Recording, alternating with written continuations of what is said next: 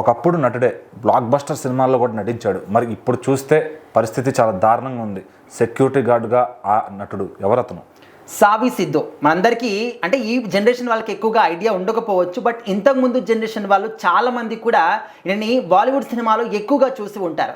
అక్షయ్ కుమార్ గారు కావచ్చు, అజిత్ గారు కావచ్చు, చాలా సినిమాల్లో వాళ్ళందరి బ్లాక్ బస్టర్ సినిమాల్లో కూడా వాళ్ళ పక్కనే ఉన్నటువంటి మెయిన్ క్యారెక్టర్స్ కూడా చేసినటువంటి వ్యక్తి ఈయన.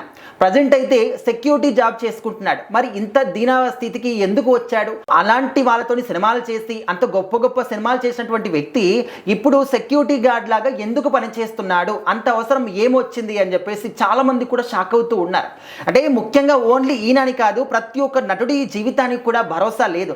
అండ్ ఒక సినిమాలో చేసినప్పుడు ఆ సినిమాలో తన క్యారెక్టర్కి ఒక ప్రాధాన్యత రావచ్చు, రాకపోవచ్చు, వేరే ఛాన్స్ రావచ్చు, రాకపోవచ్చు, కానీ వాళ్ళ ప్యాషన్ అనమాట.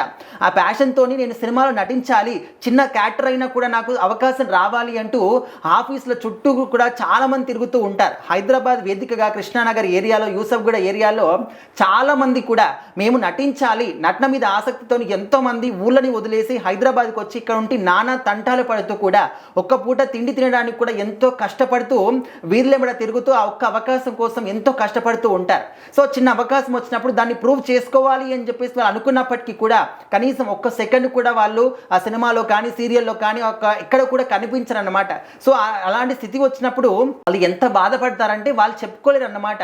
సో మనం చాలా సందర్భాల్లో చాలామంది జీవితాల్లో కూడా వినే ఉంటాము. షోస్కి వచ్చినప్పుడు వాళ్ళ యొక్క ఎక్స్పీరియన్స్ని చెప్తూ ఉంటారు. నాకు ఈ విధంగా అవకాశం వచ్చింది, నేను చేశాను అని చెప్పేసి వాళ్ళు బయటకు వచ్చి గొప్పగా చెప్తూ ఉంటారు.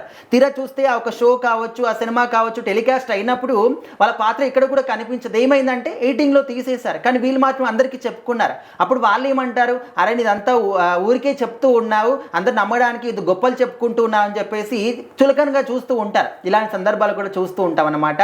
ముఖ్యంగా ఒక సినిమాలో చేసినప్పుడు వాళ్ళకి మళ్ళీ లైఫ్ ఉంటుంది, మళ్ళీ అవకాశం వస్తుంది, మళ్ళీ నేను ఆదరిస్తారని చెప్పేసి చెప్పలేమన్నమాట. ఎంతోమంది ఆ విధంగా ఉన్న వాళ్ళు ఉన్నారు. 1-2 సినిమాలు చేసి ఆ తర్వాత వాళ్ళ జీవితం ఏందో వాళ్ళు చూసుకున్న వాళ్ళు, అవకాశాలు లేక మళ్ళీ రోడ్డున పడ్డ వాళ్ళు చాలామంది నటినట్లు కూడా ఉన్నారనమాట. సో సేమ్ అదే స్థితి ఇప్పుడు సావి సిద్ధు గారు అనమాట. సో ఆయన కూడా ఒకప్పుడు ఆ విధంగా గొప్ప గొప్ప సినిమాలు చేసినప్పటికీ ముందుగా ఆయన బాగానే చదువుకున్నారు, లాయర్ చదువు కూడా చదువుకున్నారు. కాకపోతే ఆ చదువుతున్నటువంటి రోజుల్లోనే యాక్టింగ్ మీద ఎక్కువగా ఇంట్రెస్ట్ ఉండడం వల్ల యాక్టింగ్ నేర్చుకొని ఆ తర్వాత సినిమాలోకి ఎంట్రీ ఇచ్చాడు. ఎంట్రీ ఇచ్చిన తర్వాత కూడా తన యొక్క బాడీ పర్సనాలిటీకి కావచ్చు, తన యొక్క నటన స్కిల్స్కి కావచ్చు మంచి మంచి సినిమాల అవకాశాలు వచ్చాయి. అక్షయ్ కుమార్ గారు లాంటి గొప్ప గొప్ప సినిమాలు చేశారంటే మామూలు విషయం కాదు. కానీ ప్రజెంట్ మాత్రం ఆయనకు పని లేదు, ఎవరు కూడా ఆదరించట్లేదు. సో ఇంకా ఏం చేస్తారు, ఆయన ఆఖరికి సెక్యూరిటీ జాబ్ చేసుకుంటూ ఉన్నాడు, 3 పూట్ల కనీసం అన్నమైన తినడానికి. సో మరి ఇలాంటి దీనస్థితి ఎవరికి కూడా రాకూడదు, ఏ ఒక్క నటినట్లో కూడా ఇలాంటి పరిస్థితి రాకూడదు అని చెప్పేసి చాలామంది కూడా ఈ యొక్క ఫోటోస్ చూసిన తర్వాత, వీడియో చూసిన తర్వాత కింద కామెంట్లు పెడుతూ ఉన్నారు.